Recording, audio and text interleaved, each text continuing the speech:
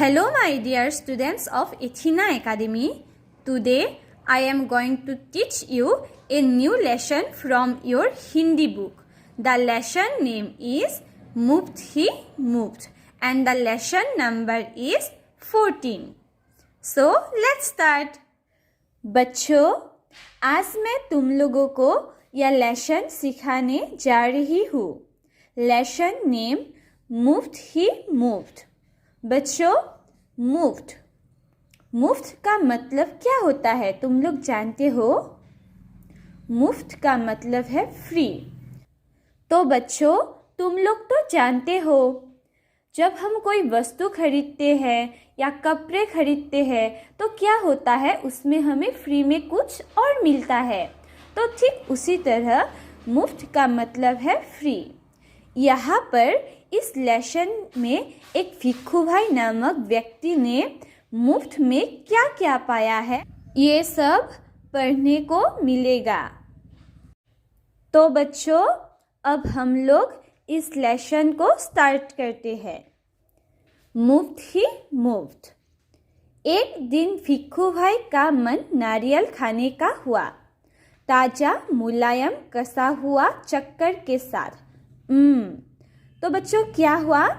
एक दिन भिक्खू भाई का मन नारियल खाने को हुआ, ताजा मुलायम कसा हुआ चक्कर के साथ. उसके बारे में सोचते ही भिक्खू भाई ने अपने होठों को चटकारा. वाह, क्या मीठा मीठा सा स्वाद होगा. तो बच्चों, नारियल के बारे में भिक्खू भाई ने सोचते ही अपने होठों को क्या क्या चटकारा और कहा, वाह क्या मीठा मीठा सा स्वाद होगा. लेकिन एक छोटी सी समस्या थी. घर में तो एक भी नारियल नहीं था. लेकिन क्या हुआ, एक समस्या थी, प्रॉब्लम थी, क्योंकि घर में एक भी नारियल नहीं था. ओहो, अब मुझे बाजार जाना पड़ेगा, उन्होंने अपनी पत्नी लाभूबेन से कहा. तो बच्चों, क्या हुआ, भिक्खू भाई ने अपनी पत्नी लाभूबेन से कहा, ओहो अब मुझे बाजार जाना पड़ेगा. लाभूबेन अपने कंधे उचकाकर बोली, खाना है तो जाना है. एक समस्या और थी. भिक्खू भाई ने कहा, पैसे खर्च करने पड़ेंगे. लाभूबेन बोली, हाँ पैसे तो खर्च करने पड़ेंगे. अब तक तो तुम्हें पता लग गया होगा कि भिक्खू भाई जरा कंजूस थे. वे सीधे खेत में बूढ़े बरगद के नीचे जाकर बैठ गए और सोचने लगे, क्या करूं, मैं क्या करूं. तो बच्चों, तुम लोगों को तो पता लग गया होगा कि भिक्खू भाई जरा कंजूस थे और वे सीधे खेत में जाकर बूढ़े बरगद के नीचे बैठकर सोचने लगे कि मैं अब क्या करूं. मगर नारियल खाने के लिए जी ऐसा ललचाया कि वे जल्दी घर वापस लौटकर लाभूबेन से बोले, अच्छा मैं बाजार तक हो आता हूँ, पता तो चले कि नारियल आजकल कितने में बिक रहे हैं.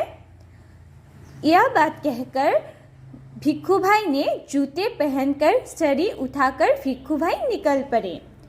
बाजार में लोग अपने अपने कामों में लगे थे. भिक्खू भाई ने इधर उधर कुछ देखा, कुछ उठाया और दाम पूछा. देखते पूछते हुए नारियल वाले के पास पहुंच गए और भिक्खू भाई ने नारियल वाले से पूछा, ए नारियल वाले, नारियल कितने में दोगे. तब नारियल वाले ने कहा, बस 2 रुपये में काका, बस 2 रुपये. भिक्खू भाई ने आंखें फैलाकर कहा, बहुत ज़्यादा है, 1 रुपये में दे दो. तब नारियल वाले ने कहा, ना जी ना, 2 रुपये सही दाम, ले लो या छोड़ दो. तब भिक्खू भाई ने कहा, ठीक है ठीक है. भिक्खू भाई बड़बड़ाए, अच्छा तो बताओ 1 रुपये में कहाँ मिलेगा. तब नारियल वाले ने कहा, यहाँ से थोड़ी दूर जो मंडी है वहाँ शायद मिल जाए. सो भिक्खू भाई उसी तरफ चल पड़े. चलो देख लेते हैं, वे अपने आप से बोले. टहलने का एक मौका है और रुपए भर की बचत भी हो जाएगी.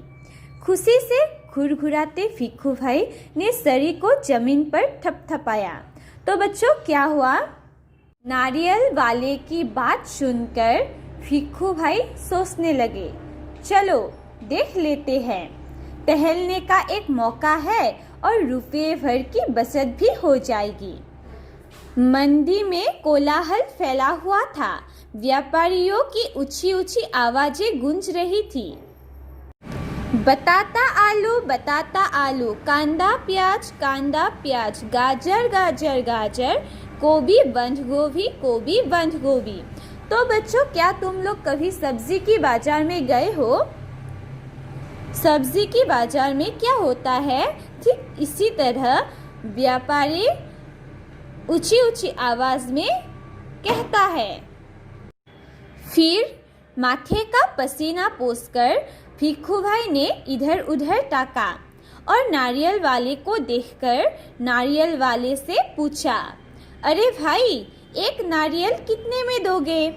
फिर नारियल वाले ने कहा, सिर्फ 1 रुपया काका, जो चाहे ले जाओ जल्दी। तब भिक्खू भाई ने कहा, सूरे भाई, या क्या, मैं इतनी दूर से आया हूँ और तुम पूरा 1 रुपया मांग रहे हो?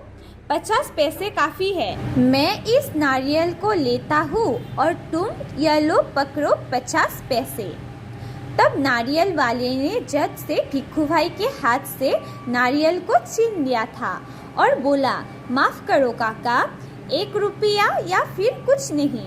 लेकिन भिक्खू भाई का नीरा चेहरा देखकर बोला, बंदरगाह पर चले जाओ काका, हो सकता है वहाँ तुम्हें 50 पैसे में मिल जाए। तो बच्चों क्या हुआ?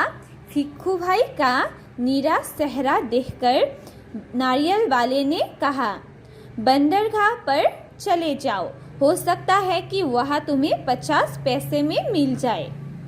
तब भिक्खू भाई ने अपनी सरी से टेक लगाकर सोचने लगे, आखिर 50 पैसे तो पूरे 50 पैसे हैं, वैसे भी मेरी टांगों में अभी भी दम है। पैरों को घसीटते हुए भिक्खू भाई चलने लगे। तो बच्चों क्या हुआ? पैरों को घसीटते हुए भिक्खू भाई चलने लगे थे। हर दो कदम पर रुककर जेब में से बड़ा सफेद रुमाल निकालकर वे अपना पसीना पोंछते थे। सागर के किनारे एक नाव वाला बैठा था। उसके सामने 2-4 नारियल पड़े थे। अरे भाई, एक नारियल कितने में दोगे? भिक्खू भाई ने पूछा और कहा, ये तो काफ़ी अच्छे दिखते हैं। तो बच्चों क्या हुआ? सागर के किनारे एक नाव वाला बैठा था। वहाँ पर भिक्खू भाई पहुँचकर नारियल वाले से पूछा, एक नारियल कितने में दोगे? और कहा, ये तो काफ़ी अच्छे दिखते हैं। तब नाव वाले ने कहा, काका, यह कोई पूछने वाली बात है, केवल 50 पैसे। तब भिक्खू भाई ने कहा, 50 पैसे? भिक्खू भाई मानो हैरानी से हक्के बक्के हो गए। तब भिक्खू भाई ने कहा, इतनी दूर से पैदल आया हो, इतना थक गया हो और तुम कहते हो 50 पैसे? मेरी मेहनत बेकार हो गई। ना भाई ना, 50 पैसे बहुत ज़्यादा है, मैं तुम्हें 25 पैसे दूंगा। यह लो, रख लो। ऐसा कहते हुए भिक्खू भाई झुककर नारियल उठाने ही वाले थे। तब नाव वाले ने कहा, नीचे रख दो, मेरे साथ कोई सौदा वदा नहीं चलेगा। थोड़ी देर बाद उसने भिक्खू भाई की ओर ध्यान से देखा और जरा ठंडे दिमाग से बोला, सस्ते में चाहिए? नारियल के बगीचे में चले जाओ, वहाँ ढेर सारे मिल जाएंगे मनपसंद दाम में। फिर नाव वाले ने कहा, मेरे साथ कोई सौदा वोदा नहीं चलेगा। थोड़ी देर बाद नाव वाले ने भिक्खू भाई की ओर ध्यान से देखा और कहा, नारियल सस्ते में चाहिए तो बगीचे में जाओ, वहाँ ढेर सारे मिलेंगे मनपसंद दाम में। तब भिक्खू भाई ने फिर अपने आप को समझाया, इतनी दूर तक आया हूँ, अब बगीचे तक जाने में हर्ज ही क्या है। सच बात तो यह है कि वे काफ़ी थक चुके थे, मगर 25 पैसे बचाने के ख्याल से ही उनमें फुर्ती आ गई थी। तब भिक्खू भाई ने सोचा, 2 गुना ज़्यादा चलना पड़ेगा, पर सार आने बच भी तो जाएंगे, और फिर कोई भी चीज मुफ्त में कहाँ मिलती है। भिक्खू भाई नारियल के बगीचे में पहुँच गए। वहाँ के माली को देखकर उससे पूछा, यह नारियल कितने में बेचोगे? तब माली ने कहा, जो पसंद आए ले जाओ काका, बस 25 पैसे का एक, देखो कितने बड़े बड़े हैं। तब भिक्खू भाई ने कहा, हे भगवान, 25 पैसे! पूरा रास्ता पैदल आने के बाद भी जूते खींच गए, पैर थक गए, और अब पैसे भी देने पड़ेंगे। मेरी बात मानो, एक नारियल मुफ्त में ही दे दो। हाँ, देखो मैं कितना थक गया हूँ। तब भिक्खू भाई की यह बात सुनकर माली ने कहा, अरे काका, मुफ्त में चाहिए ना, यह रहा पेड़ और वह रहा नारियल। पेड़ पर चढ़ जाओ और जितने चाहे तोड़ लो, वहाँ नारियल की कोई कमी नहीं है। पैसे तो मेरी मेहनत के हैं। चच, जितना चाहो ले लो। भिक्खू भाई तो खुशी से फूले न समाए। मेरा यहाँ तक आना बेकार नहीं गया। तब जल्दी जल्दी पेड़ पर चढ़ना शुरू कर दिया था। पेड़ पर चढ़ते चढ़ते भिक्खू भाई ने सोचा, बहुत अच्छे, मेरी तो किस्मत खुल गई। जितने नारियल चाहे तोड़ लूं और पैसे भी ना दूं, क्या बात है।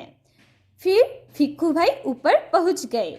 फिर वे तन्ही और तने के बीच आराम से बैठ गए और दोनों हाथों को आगे बढ़ाने लगे सबसे बड़े नारियल को तोड़ने के लिए। जक, पैर फिसल गए। भिक्खू भाई ने एकदम से नारियल को पकड़ लिया।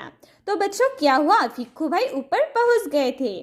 फिर वे टहनी और तने के बीच आराम से बैठ गए थे और दोनों हाथों को आगे बढ़ाने लगे थे सबसे बड़े नारियल को तोड़ने के लिए। फिर पैर फिसल गए। भिक्खू भाई ने एकदम से नारियल को पकड़ लिया था और उनके दोनों पैर हवा में झूलते रह गए।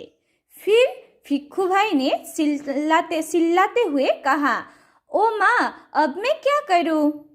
भिक्खू भाई चिल्लाते नीचे खड़े माली से विनती की थी, अरे भाई मदद करो। तब माली ने कहा, वो मेरा काम नहीं काका, मैंने सिर्फ नारियल लेने की बात की थी, बाकी सब तुम्हारे और तुम्हारे नारियल के बीच का मामला है। पैसे नहीं, खरीदना नहीं, बेचना नहीं और मदद भी नहीं, सब कुछ मुफ्त। तभी ऊंट पर सवार एक आदमी वहां से गुजरा।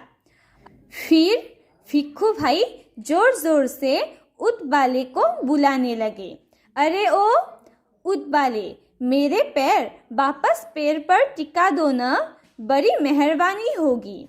ऊंट वाले ने सोचा, चलो मदद कर देता हूँ, मेरा क्या जाता है। तब ऊँट की पीठ पर खड़े होकर उसने भिक्खू भाई के पैरों को पकड़ लिया। ठीक उसी समय ऊँट को हरे हरे पत्ते नजर आए। पत्ते खाने के लालच में ऊँट ने गर्दन झुकाई और अपनी जगह से हट गया। तब वह आदमी ऊँट की पीठ से फिसल गया। अपनी जान बचाने के लिए उसने भिक्खू भाई के पैरों को कसकर पकड़ लिया। अब दोनों क्या करते? इतने में एक घुड़सवार आया। बच्चों, घुड़सवार मतलब घोड़े की सवारी करने वाला। अरे संभालो सो, पेड़ से लटके हुए दोनों पुकारने लगे, सुनो भाई, कोई बचाओ बचाओ। घुड़सवार को देखकर भिक्खू भाई ने दुहाई दी, ओ मेरे भाई, मुझे पेड़ पर वापस पहुंचा दो। तो बच्चों क्या हुआ, पेड़ पर दोनों लटके हुए थे और घुड़सवार वाले को देखकर भिक्खू भाई ने दुहाई दी, अरे ओ मेरे भाई, मुझे पेड़ पर वापस पहुंचा दो। तब घुड़सवार वाले ने सोचा, 1 मिनट भी नहीं लगेगा, मैं घोड़े की पीठ पर चढ़कर इनकी मदद कर देता हूँ। तब घुड़सवार वाले ने घोड़े पर उठ खड़ा हुआ। लेकिन कौन कहता है कि घोड़ा ऊँट से बेहतर है? हरी हरी घास दिखाई देने पर तो दोनों एक ही जैसे हैं। घास के चक्कर में घोड़ा जरा आगे बढ़ा और शोर सला अपने मालिक को ऊँट वाले के पैरों से लटकते हुए। तो बच्चों, क्या हुआ? ऊँट की तरह घोड़ा भी हरी हरी घास को देखकर आगे बढ़ा और शोर सरा अपने मालिक को ऊँट वाले के पैरों से लटकते हुए। 1, 2 और अब तीनों के तीनों झूलते रहे नारियल के पेड़ से। काका काका, कस के पकड़े रहना। हाँ, घुड़सवार ने पसीना पसीना होते हुए कहा। जब तक कोई बचाने वाला न आए कहीं छोड़ न देना। मैं आपको 100 रुपए दूंगा। तब ऊँट वाले ने कहा, काका काका, मैं आपको 200 रुपये दूंगा, लेकिन नारियल को छोड़ना नहीं। यह बात सुनकर भिक्खू भाई ने कहा, 100 और 200 रुपये, बाप रे बाप, 300 रुपये। भिक्खू भाई का सिर चकरा गया। इतना सारा पैसा! खुशी से उन्होंने अपनी दोनों बाहों को फैलाया और नारियल गया हाथ से छूट। तो बच्चों, क्या हुआ? घुड़सवार वाले ने भिक्खू भाई से कहा, काका काका, मैं आपको 100 रुपये दूंगा, आप नारियल को छोड़ना नहीं। फिर यह बात सुनकर ऊँट वाले ने कहा, काका काका, मैं आपको 200 रुपये दूंगा, आप नारियल को नहीं छोड़ना। तब भिक्खू भाई ने पैसों की बात सुनकर भिक्खू भाई का सिर चकरा गया। खुशी से उन्होंने अपनी दोनों बाहों को फैलाया और नारियल गया हाथ से छूट। धड़ाम से तीनों जमीन पर गिरे। घुड़सवार, ऊँट वाला और भिक्खू भाई। भिक्खू भाई अपने आप को संभाल ही रहे थे कि एक बहुत बड़ा नारियल उनके सिर पर आ फूटा, बिल्कुल मुफ्त। तो बच्चों, क्या हुआ? भिक्खू भाई पैसों की बात सुनकर नारियल को छोड़ दिया था और धर्म से तीनों जमीन पर गिरे थे। भिक्खू भाई ने अपने आप को संभाल ही रहे थे, लेकिन एक बहुत बड़ा नारियल उनके सिर पर आ फूटा, बिल्कुल मुफ्त। तो बच्चों, भिक्खू भाई ने मुफ्त में क्या पाया था? एक बहुत बड़ा नारियल उनके सिर पर आ फूटा था। भिक्खू भाई ने अपने सिर को फूटा, बिल्कुल मुफ्त में। तो बच्चों, हमने इस लेसन के ज़रिए क्या सीखा? कभी भी लालच में आकर किसी भी वस्तु को मुफ्त में नहीं लेना चाहिए, क्योंकि कभी मुफ्त में लिया हुआ चीज़ हमारा बहुत नुकसान करता है। इसलिए कभी भी लालच में आकर कोई भी वस्तु हमें मुफ्त में नहीं लेना चाहिए। तो बच्चों, आज मैंने तुम लोगों को यह लेसन सिखाया है। अब तुम लोग इस लेसन को अपने घर में पढ़ो और पढ़ने के बाद कुछ डिफ़िकल्टी पाते हो तो मुझे फ़ोन करो।